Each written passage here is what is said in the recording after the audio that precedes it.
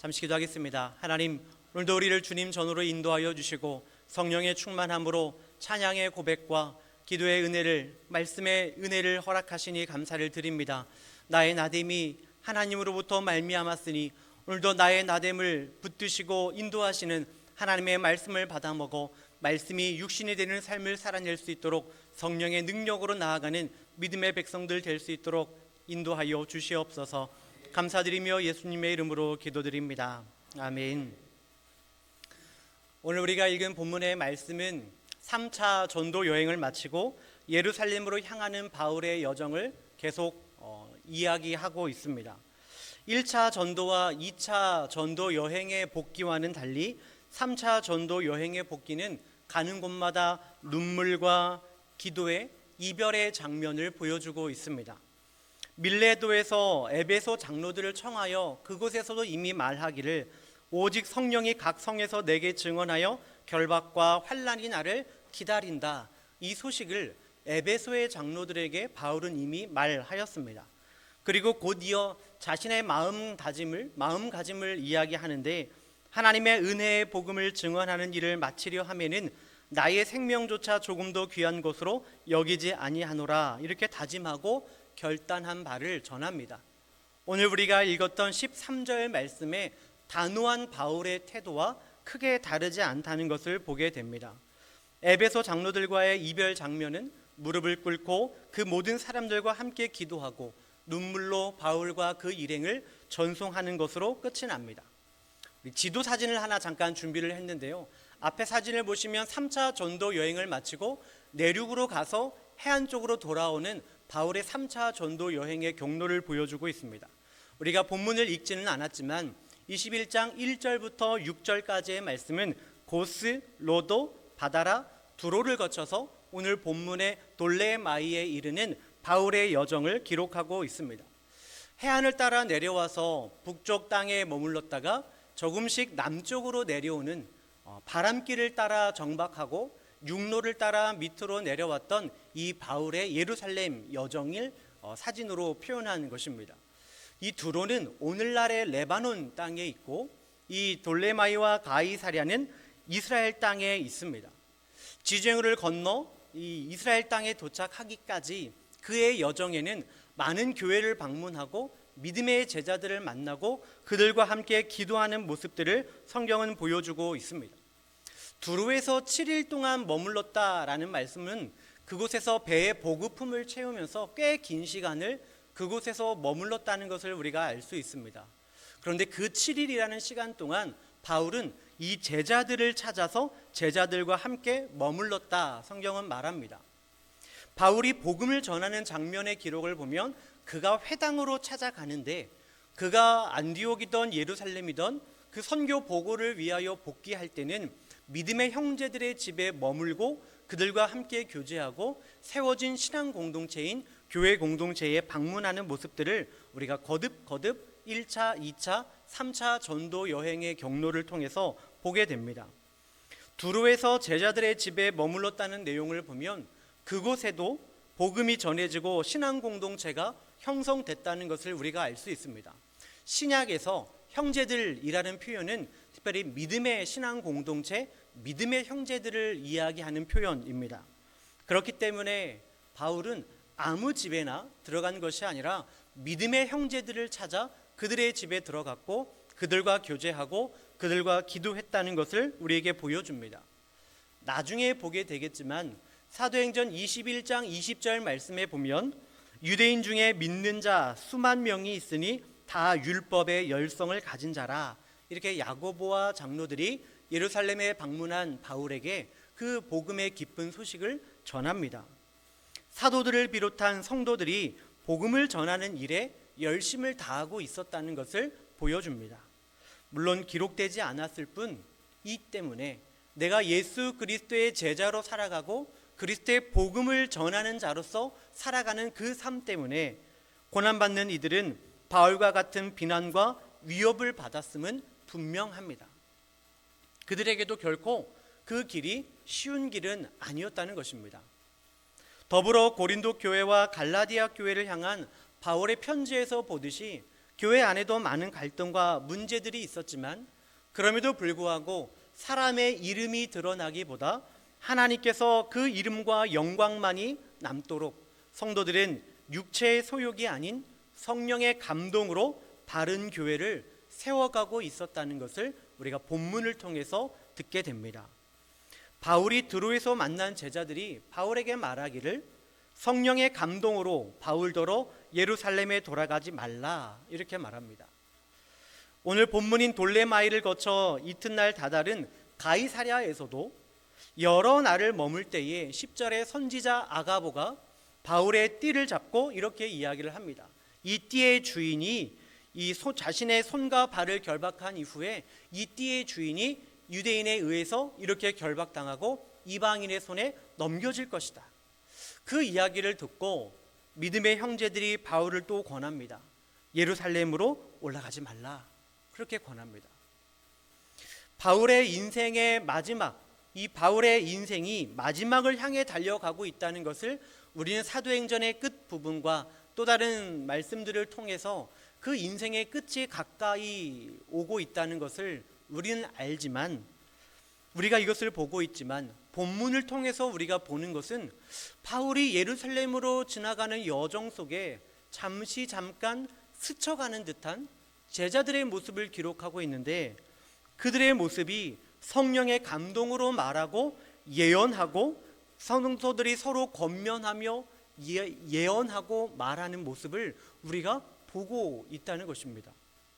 이 시기에 세워진 교회와 성도들의 신앙 상태를 나타내고 있는 것입니다. 여기서 빌립의 네 딸이 예언을 하였다라고 말하는데, 이 여성들뿐만이 아니라 남자나 여자나 종이나 자유인이나 모두가 성령의 감동으로 그들의 신앙 상태가 여호와의 감동, 하나님의 영에 붙들림 바 되어 하나님의 교회를 세워가고 있었다는 것을 우리가 알 수 있습니다. 바울이 거룩하게 세운 업적도 아니요 그가 예견한 바도 아닐 것입니다. 오직 하나님이 일하시고 성령의 능력을 의지하고 구하는 교회가 든든히 세워지고 있었던 것입니다. 바울도 역시 이미 말했던 것처럼 오직 하나님께서 자라나게 하셨다 이렇게 고백합니다. 오늘 본문의 모습을 통하여서도 바울이 두루에서 만났던 제자들, 빌립의 가정에서 만났던 제자들, 돌레마이에서 만났던 선지자 아가보와 또 교제하였던 믿음의 제자들의 모습을 보면서 그 역시도 다시금 동일하게 이러한 고백을 했을 것입니다. 하나님께서 자라나게 하셨다. 하나님께서 이 교회들을 세우셨다. 그는 또 이렇게 고백했을 것입니다. 최초의 예루살렘 교회에서도 유대인과 이 유대 과부와 헬라 과부의 구제 문제로 서로 다툼이 있었습니다. 고린도 교회 안에서도 서로 높은 자가 되려고, 교사가 되려고 다투던 바가 있었습니다. 유대인 그리스도인들과 헬라인 그리스도인들이 할례와 율법의 문제로 다투었던 모습들도 우리가 기억합니다. 그러나 그러한 모습이 있었음에도 불구하고 오늘 본문에 나타난 성도들의 모습은 결국 자라나게 하시는 이는 하나님이셨고, 믿음의 결국은 나는 죽고 예수로 사는 사람이었다는 것을 저들의 모습을 통하여 깨닫게 하십니다. 에베소서 2장 22절 말씀에 보면 너희도 성령 안에서 하나님이 거하실 처소가 되기 위하여 그리스도 예수 안에서 함께 지어져 가느니라 이렇게 말씀하고 있습니다. 우리 역시도 하나님께 붙들림 바 되며 성령의 감동으로 오늘도 하나님께서 세워가시는 거룩한 교회가 되어 가는 줄 믿습니다. 교회의 한 사람 한 사람이 교회의 지체요 하나님의 거룩한 신앙 공동체인 교회로 부름을 받은 하나님의 백성들이라고 했을 때 그들이 완벽하여 부른 것이 아니라 여전히 오늘도 우리는 성령 안에서 지어져 가는 지체임을 서로 기억하며 위하고 격려할 수 있는 그러한 신앙 공동체가 될 수 있기를 우리 하나님께서 원하십니다. 바울이 세 번째 전도 여행과 여러 서신들을 통하여 교회가 세워지고 양육될 때 하나님께서는 바울의 전도 일행뿐만이 아니라 믿음의 성도들을 통하여 하나님의 나라를 이루어 가고 계셨습니다. 바울이 예루살렘으로 돌아오는 길에 만났던 모든 형제들의 모습이 하나같이 성령의 감동으로 말하는 자들을 바울에게 만나게 하셨습니다. 하나님의 예비하심과 계획하심이기도 했겠지만 그 신앙 상태의 성도들이 서로 모이기에 힘쓰고 기도하고 하나님의 말씀을 묵상하며 다시 오시겠다 약속하신 주님 앞에 저들이 모여 기도하며 성령의 감동으로 살아갔다는 것을 우리가 보게 됩니다. 열방의 선교사들 뿐만이 아니라 이 땅의 선교사인 우리들에게도 하나님의 사명이 있고 하나님이 맡겨주신 귀한 사역이 있음을 기억하시기를 바랍니다. 오늘 주님께서는 하나님의 거룩한 공교회를 통하여 귀한 복음의 사역을 감당하게 하시는데 오늘도 완벽하진 않지만 성령 안에서 지어져가는 이 자리의 지체 한 사람 한 사람을 통하여 하나님의 교회를 이루어가고 계시는 것입니다. 우리가 성령의 감동으로 충만함으로 하나가 될 때 주님은 우리를 통하여 놀라운 일을 이루어 가실 줄 믿습니다. 이 나라 이 민족 위에 교회가 세워지고 견고한 신앙의 기초 위에 선교 한국을 세워갈 수 있었던 것도 오직 하나님께서 자라나게 하셨음이지 않겠습니까? 유대인들의 잘못된 구원관이 형성된 이유는 다른 게 아닙니다. 내가 할 수 있다는 마음이었습니다. 내가 율법을 잘 지키면, 우리가 율법을 가지고 있으면 우리가 구원을 받을 수 있다고 여겼던 그들의 그 잘못된 지식이, 잘못된 신앙관이 그들의 구원관이 되었던 것입니다. 내 죄를 깨닫고 율법을 통하여 그 과오를 씻을 수 있다고, 바꿀 수 있다고 여겼기 때문입니다. 그러나 하나님께서 우리에게 예수 그리스도를 통하여 말씀하신 복음은 내가 이룰 수 있는 문제가 아니라 우리의 그 죄성은 오직 메시아를 통하여, 예수 그리스도를 통하여 죄의 문제를 해결하고 하나님 앞에 나아갈 수 있다는 것을 우리에게 말씀하셨습니다. 그래서 우리에게 구세주가 필요하고 예수 그리스도가 필요한 것입니다. 나를 죄의 구렁텅이에서 건져줄 구세주가 필요하기 때문에 하나님께서 예수님을 통해 우리의 죄를 속량하시며 의의 자리로 초대하셨기 때문에 우리는 구주가 필요한 것입니다. 그 예수 그리스도를 믿는 믿음으로 모여 보혜사 성령님을 통하여 오늘도 주님의 다시 오심을 기다리고 부활의 증인된 삶을 살아가는 교회가 우리 중부 명성 교회인 줄로 믿습니다. 그런데 그 교회를 내가 세워가고 이루어 간다고 여긴다면 하나님처럼 되고자 하는 교만과 크게 다르지 않습니다. 그렇기에 오늘도 우리는 하나님의 능력을 구하며 하나님의 일하심을 바라고 성령의 감동으로 믿음의 삶을 살아내야 합니다. 오늘 본문을 통하여 성령의 감동으로 말하는 제자들의 모습, 예언하는 자들의 모습, 서로 말하는 이 교인들의 모습은 오늘 본문을 다시금 묵상하며 바라보는 저에게 큰 놀라움이 되었습니다. 어떻게 성경에 기록된 제자들의 모습이, 물론 여러 교회의 분쟁과 갈등도 성경은 기록하고 있지만 바울이 예루살렘을 향하여 그 앞에 기다리고 있는 길이 환난과 결박임을 알면도 불구하고 그 가는 모든 여정마다 만나는 성도들이, 만나는 제자들이 성령의 감동으로 말하더라는 것이죠. 이것이 참 큰 놀라움이기도 했습니다. 믿음의 형제들이 성령의 감동으로 바울의 앞날을 예견하게 되었음에도 그 앞길을 방해한 것이 아니라 그저 믿음의 신앙 공동체여 믿음의 형제들로서 그의 앞길에 대한 아쉬움과 안타까움 때문에 그저 함께 하기를, 함께 있기를 원했던 것입니다. 그 아쉬움으로 했던 말이 예루살렘으로 올라가지 말라 이렇게 권하였던 것이죠. 이 여정 속에서 바울을 만났던 성령의 감동을 받은 제자들은 바울에게 권하기를 예루살렘으로 올라가지 말라 이렇게 거듭 이야기합니다. 그런데 이 말을 들은 사도 바울의 한마디는 이 역시도 23절의 말씀에서 저를 한동안 머물러 있게 하였고 다시금 묵상하도록 이끌었습니다. 여러분이 어찌하여 울어 내 마음을 상하게 하느냐? 나는 주 예수의 이름을 위하여 결박당할 뿐 아니라 예루살렘에서 죽을 것도 각오하였노라 이렇게 대답합니다. 성령의 감동으로 말하는 제자들의 예언을 바울도 모르지 않았습니다. 그 스스로도 알고 있었다는 것이죠. 그래서 먼저 밀레도에서 에베소 장로들에게 내 앞길에 결박과 환난이 기다린다 먼저 말하지 않았습니까? 그런데 바울이 자신이 이미 그것을 깨달아 알고 있음에도 불구하고 여러 성령의 감동을 받은 제자들이 권하여 예루살렘으로 올라가지 말라 거듭거듭 청하였음에도 불구하고 바울이 그곳으로 향하더라는 것입니다. 그 길에 결박과 환난이 있는 것을 알면서도 그 길로 나아가더라. 여기서 저는 잠시 머물러 있게 되었습니다. 우리가 내일 일을 알고자 하는 이유가 무엇입니까? 우리가 내일 어떤 일이 일어날지 미리 알기를 원하는 이유가 무엇이겠습니까? 어려움을 피하고 싶어서 그런 거 아닙니까? 우리가 주일을 하나님의 거룩한 성일이라 이렇게 이야기합니다. 그런데 이번 신방 중에 이야기를 들어보니까 또 다른 성일이 있었습니다. 그 성일이 토요일이래요. 토요일이 성일이래요.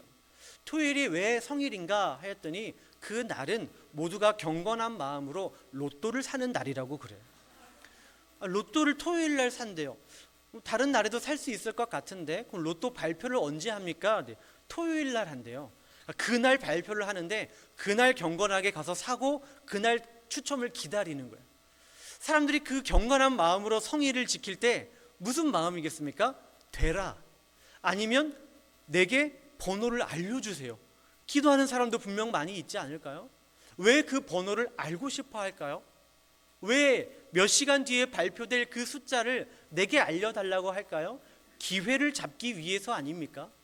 왜 내일 일을 우리가 알고 싶어 합니까? 어려움을 피하고 싶어서 아닙니까? 왜 우리의 자녀들에게 닥칠 일을 미리 알고 싶어 합니까? 막아주고 싶고 내 자녀들에게 그런 일이 닥치지 않기를 원하는 마음 때문에 그런 거 아닙니까? 제자들도 예수께 물었던 것처럼 주님께서 말씀하시던 그 마지막 때에 나타날 징조들이 무엇입니까? 이걸 물어본 이유가 뭐겠어요? 그때를 대비함으로 두려움을 면하기 위함 아니겠습니까? 성령이 내게 말씀하셔서 내 앞길에 결박과 환난이 기다리며 또 다른 믿음의 형제들이 성령에 감동되어 내가 결박당하고 환난당하게 될 것을 예언하며 그 땅에 가지 말라 이렇게 말할 때에 우리는 어떤 선택을 할까요? 나는 어떤 선택을 했을까? 나도 바울처럼 그럼에도 그곳으로 향하여 거듭 발걸음을 옮기며 나아갔을까? 이 고민이 되더라는 것입니다. 이 구절에 머물러 있을 수밖에 없었어요. 아무것도 모르고 들어가서 갑자기 당하는 고난보다 미리 알고 있는 고난을 당하는 게 더 어렵지 않을까요? 왜 그럴까요? 피할 수 있잖아요. 안 가면 되잖아요. 안 하면 되잖아요. 그러니까 알고 있는 고난을 받는 게 더 어려운 거예요. 바울은 더 어려운 길을 간 거예요. 알고 있음에도 불구하고 그 길로 나아갔으니까요. 바울을 보십시오. 한두 사람이 얘기한 게 아니에요. 하나같이 다들 성령의 감동으로 일어날 일을 앞으로 이야기합니다. 가지 말라고. 예루살렘으로 올라가지 말라. 우리는 누가 이렇게 이야기해 주기를 바라지 않습니까?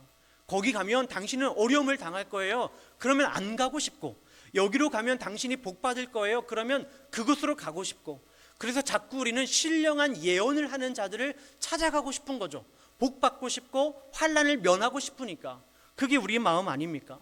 고난 받지 않으려고, 화를 면하려고, 아니 위험한 길이라면 안 가려고.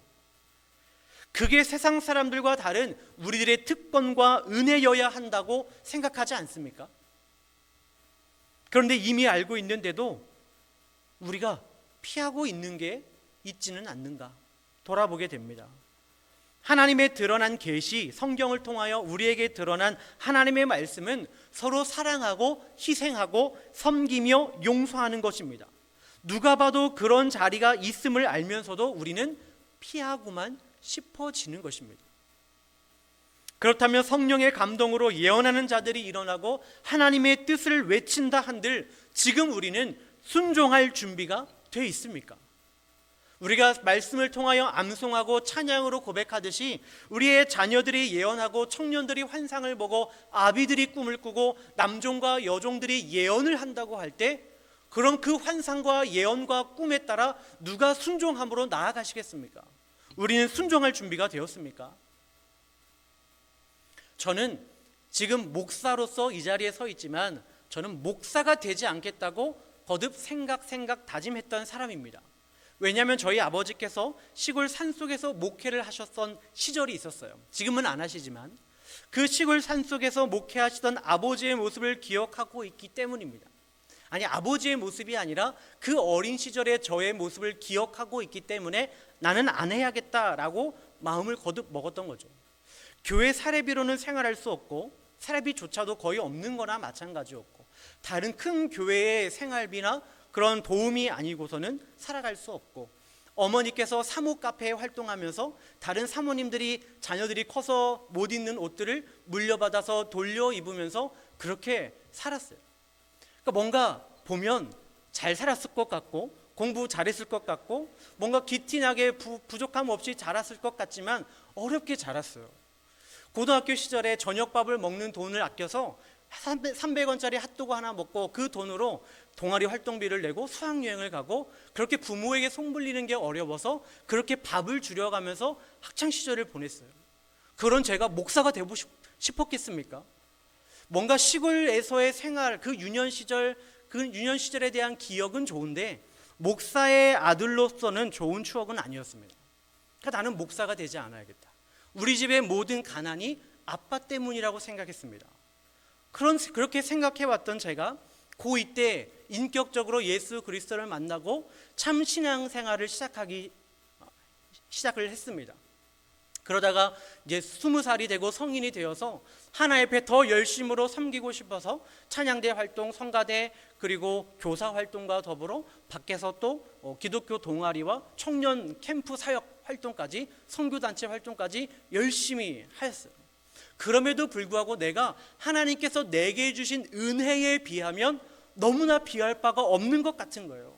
그러면 새벽마다 제가 기도할 때 뭐라고 기도했냐면 하나님, 제가 하나님 앞에 더 좋은 것으로 더 값진 것으로 드리고 싶은데 가진 게 없습니다.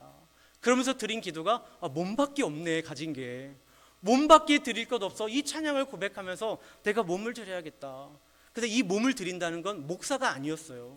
뭔가 하나님께 영광이 될 만한 자리에 내가 꼭 서겠습니다. 이 결단이었어요. 그런데 그렇게 청소년 캠프 사역을 하는 겨울이 지나고 여름이 지나고 가을이 지나면서 점점 내게 불편한 말들이 들리기 시작했습니다. 너도 목사할 거야? 오빠도 목사할 거야? 목사님 아들들은 대부분 또 목사하던데 이 말이 굉장히 불편하게 들렸습니다. 난 아니야. 절대 아니야. 그때마다 단호하게 이야기했지만 뭔가 그 시즌쯤에 가을에서 겨울을 넘어가는 그 시즌에 거듭 그런 소리가 들리니까 마음이 불편해졌어요. 그러다가 CCC 채플을 드리고 있는데 채플에 앉아서 회중석에 앉아서 말씀을 전하시는 간사 목사님의 말씀을 듣고 있는데 순간 그 앞에 저의 모습이 서 있는 거예요. 내가 졸았나 보다. 잠깐 내가 딴 생각을 했나 보다. 그러니까 정신 차리고 다시 말씀에 집중하려고 하는데 다시금 그 모습이 또 보이는 거예요. 그때 저는 더 이상 이 자리에 있을 수 없다고 확신했습니다. 그게 하나님의 사인이라고 확신이 있었기 때문에. 그래서 그 자리를 피하고 싶었습니다. 그래서 예배 중에 짐을 다 싸고 나와서 집으로 갔어요. 가방만 던져놓고 30분 정도 했던 것 같아요. 30분인지는 나중에 확인한 거지만 하나님, 이건 아니지 않습니까? 저는 그토록 어려운 시절을 보냈음에도 불구하고 저를 왜 다시금 그 자리로 부르시는지 납득이 되지 않습니다. 이렇게 기도를 시작해서요, 결론은 하나님, 제가 순종하겠습니다. 그 결단이 됐어요. 그런데 그때의 제 모습을 보니까 그 20살 때 하나님 앞에 결단하였던 그 기도가 떠오르게 하시고 그 시즌에 자꾸 사람들이 너에게 너도 목사할 거야, 너도 목사할 거야 이 말과 더불어 보여주는 환상이 뭔가 한꺼번에 몰려오면서 이게 하나님의 사인이구나 라는 것을 확신했다니까요. 그런데 피하고 싶었습니다. 그런데 그 길은 가고 싶지 않았어요. 하나님께서 내게 주신 비전과 하나님의 부르심이 명확함에도 불구하고 나는 그 자리를 너무나 피하고 싶었어요. 그런데 그때 제 상태가 어떠했냐면 제가 말씀드렸듯이 교사하고 찬양단하고 성가대하고 선교단체 캠프 한 달 동안 계속 예배드리고 동아리도 활동하고 하면서 말씀 묵상하고 큐티하고 제가 성령 충만하였던 거죠. 성령의 감동이 제 안에 가득했습니다. 그러니까 이게 하나님의 명확한 사인이구나 깨달았던 거예요. 그래서 피하고 싶었던 거예요. 하나님의 뜻이 명확하니까 피하고 싶었습니다. 그래서 설교를 듣던 중에 나왔던 것이고요. 성령의 감동으로 내게 말하는 이 옆에 있는 성도들의 말 한마디가 우리에게도 불편하게 들릴 때가 있지는 않습니까? 그게 하나님의 뜻임을 내가 알고 있기 때문에, 그래 기도해야지 알아, 예배 참여해야지 알아, 모이게 힘써야지 알아, 그게 하나님의 뜻인 거 알아. 그런데 내가 불편하고 피하고 싶어서 그 사람의 말이 불편해지지 않느냐는 것입니다. 성령의 감동으로 예언하는 자들이 일어나고 하나님의 뜻이 나팔 소리처럼 명확하게 울려 퍼지면 지금 우리는 순종할 준비가 돼 있습니까? 하나님의 뜻을 알면 순종하겠습니다. 기도하지만 명확한 하나님의 뜻에 순종하고 계십니까? 하나님의 뜻을 깨닫게 해달라고, 하나님의 뜻을 알게 해달라고 거듭 기도하지만 이미 우리에게 알게 하신 하나님의 뜻에는 순종하고 있느냐는 것입니다. 목사라고 왜 피하고 싶은 자리가 없겠습니까? 장로라고, 권사라고, 집사라고 다르겠습니까? 그런데 하나님이 부르시기 때문에 누군가는 그 자리에 서야 하기 때문에 그 자리를 지켜왔던 게 우리의 믿음의 선배들이고 이 자리에 계신 직분자들, 믿음의 성도들 아니겠습니까? 지금 태어나지도 않은 수년, 수십 년 뒤에 아이들이 이 자리에 앉을 때, 이 성전의 자리에 앉을 때 여기에 누가 앉았었는지는 기억할 수 없지만 하나님께서 그 교회를 세우시고 그 믿음의 성도들을 세우시며 하나님께서 붙드셨구나, 이것은 기억하지 않을까요?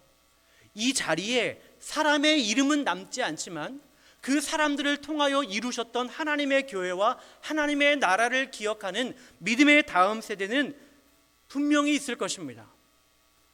우리가 우리의 모습을 보고 하나님의 교회를 염려하기보단 하나님의 일하심을 보고 하나님의 교회를 기도하는 믿음의 공동체가 될 수 있기를 축복합니다.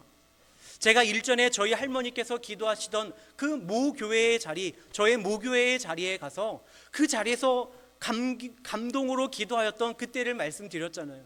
우리 할머니가 기도하였던 자리, 우리의 믿음의 다음 세대들이 기억할 성령의 감동으로 기도하고 사랑했던 자리가 지금 우리의 자리가 되기를 소망합니다.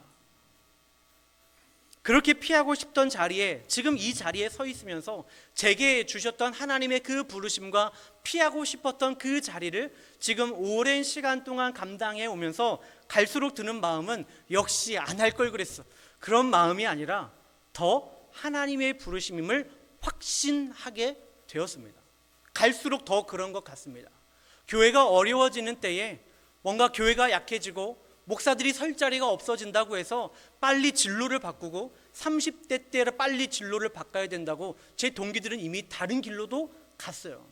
누구는 보험 설계사로 가고 누구는 세탁소 영업을 시작을 하고, 이러한 시대 속에 내가 주의 종으로 부름을 받았다면 더 나에게 하나님의 사명이 붙들린 바 있구나, 이걸 더 갈수록 확신한다는 거예요. 이 시대에 하나님의 교회의 성도들로 부름을 받았다는 것은 이 시대에 우리가 기도해야 할 바가 있고 우리를 통하여 이루실 하나님의 나라가 분명히 있음을 확신하실 수 있기를 바랍니다. 앞에 서는 자만이 아니라 하나님의 부름을 받는 모든 자들에게는 하나님의 부르심과 사명이 있음을 기억하시기를 바랍니다. 지금 우리가 섬기는 이 교회에 비하면 오늘 본문에서 나타나는 이 교회의 모습, 신앙 공동체의 모습은 어떻습니까? 건물도 없고 이 초라한 제자들의 모습과 우리들의 모습 중 어느 교회가 더 힘이 있어 보입니까? 무엇이 진정으로 교회가 힘을 잃어버리는 것입니까? 세상의 권력과 법과 제도를 쟁취하고 교회의 뜻에 합한 대로 움직여주는 것이 교회가 힘을 얻는 것이 아님을 우리는 이미 역사를 통해서 배웠습니다.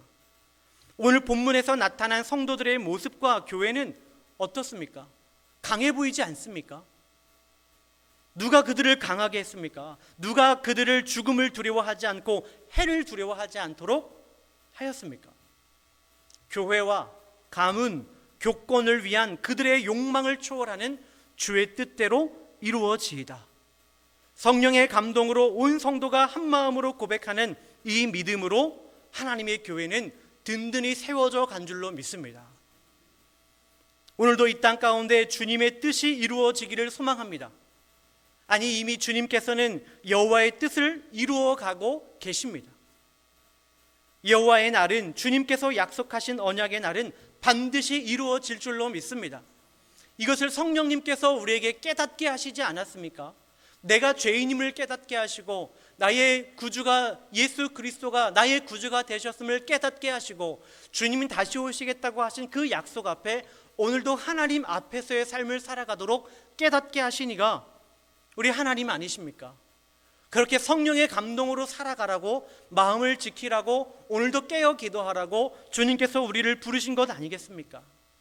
그 믿음으로 우리는 예수의 제자가 되고 부활의 증인이 되어 오늘의 교회를 이루며 지켜나가야 될 줄로 믿습니다. 바울은 내가 가는 이 길에 환난과 결박이 있음을 알매도 성령의 감동을 받은 제자들의, 형제들의 말을 들었음에도 불구하고 그는 담대하게 그 믿음의 길로 나아갔습니다. 제자들이 그 권함 속에도 그가 듣지 아니하므로 주의 뜻대로 이루어지이다 하고 그쳤다 말합니다. 우리가 기도하기를 주님의 뜻을 이루어 주옵소서, 주님의 뜻대로 이루어지게 하옵소서. 그런데 주님의 그 뜻이 정작 이루어졌을 때 두려워하지 않는 마음을 우리에게 주옵소서. 이 기도가 함께 필요한 것입니다.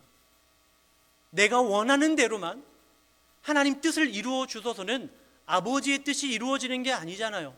내 뜻을 이루어가는 거잖아요. 하나님의 뜻을 이루어 주옵소서. 그런데 주님의 그 뜻이 나의 생각과 다르다 할지라도 내가 두려워하지 않게 하여 주옵소서, 염려하지 않게 하여 주옵소서, 성령의 감동으로 감당하게 하옵소서. 이게 우리의 기도가 되어야 할 줄로 믿습니다. 저도 그렇게 기도하고 있어요. 목사가 됐다고 해서 하나님이 이루시는 바가, 뜻하신 바가 이루어진 것이 아니라 매 순간 신방의 자리에 하나님의 말씀을 들고 설 때마다 두렵고 떨림이 내 안에 있습니다. 내가 이것을 어떻게 할 수 있을까? 그렇게 우리는 성령의 충만함과 성령의 감동을 구하고 주의 뜻이 땅에서도 이루어지이다, 이렇게 믿음으로 고백하며 나아가야 하는 것 아니겠습니까? 이에 따라 성령의 감동으로 예언하는 자들이 일어나고 하나님의 뜻이 울려 퍼질 때 믿음으로 순종하는 교회가 우리 중부 명성교회 되기를 소망합니다. 우리는 여전히 부족하고 연약하며 또 무너지지만 하나님께서 이 교회를 든든히 세워 가시는 줄로 믿습니다. 성령의 감동을 받은 이들, 하나님께 붙들림 바 된 자들에 의하여 오늘도 이 교회를 세우시는 이는 여호와 하나님이십니다. 사람이 아니라 사랑으로 세워져 가는 교회가 진정한 교회입니다. 성공이 아니라 섬김으로 세워가는 교회가 진정한 하나님의 교회입니다. 이를 통하여 오늘도 주의 뜻대로 이루어질 줄로 믿습니다. 우리의 교회를 통하여 하나님의 뜻이 이루어질 줄로 믿습니다. 우리가 믿음의 형제를 바라보고 서로 사랑하며 섬기며 하나님의 말씀으로 하나 될 때 우리의 공통된 고백은 우리의 뜻이 아니라 아버지의 뜻이 이루어지이다, 이 고백으로 함께 기도할 수 있는 믿음의 공동체 될 수 있기를 축복합니다. 이 시간 함께 기도하기를 원합니다. 잠깐 이 시간 기도할 때 하나님, 우리가 하나님의 말씀을 들었던 것처럼, 하나님의 그 은혜처럼 하나님께서 우리에게 주신